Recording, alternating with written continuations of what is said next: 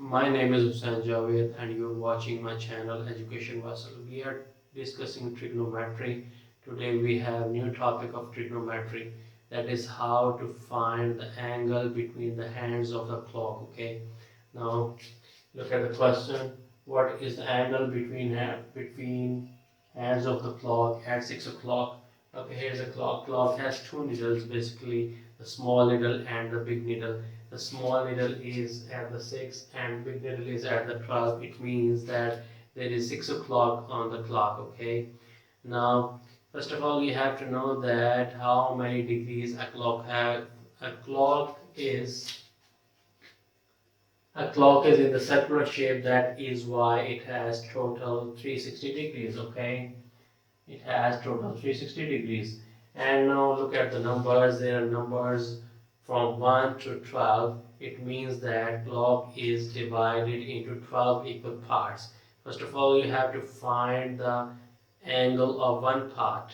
That is why you have to divide the total angle divided by total parts of the clock, and you will get 30 degrees. Okay, it means that the one part of the clock has 30-degree angle. Okay, now you have to find the angle at 6 o'clock. Simply you have to multiply this 30 degree with 6, then you will get 180 degrees.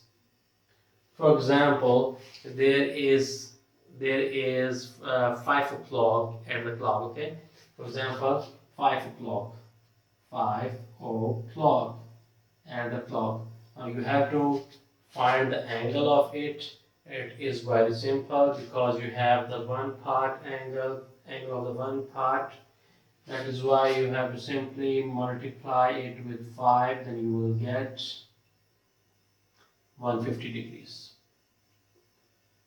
Okay, if for example you have 7 o'clock. Okay, 7 o'clock, 7 o'clock at the clock. Simply you have to multiply it with 30 degree and you will get 210 degrees.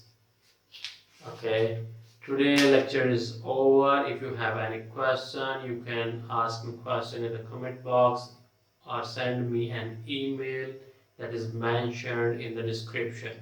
If you like the video, subscribe my channel and hit the bell icon for more videos.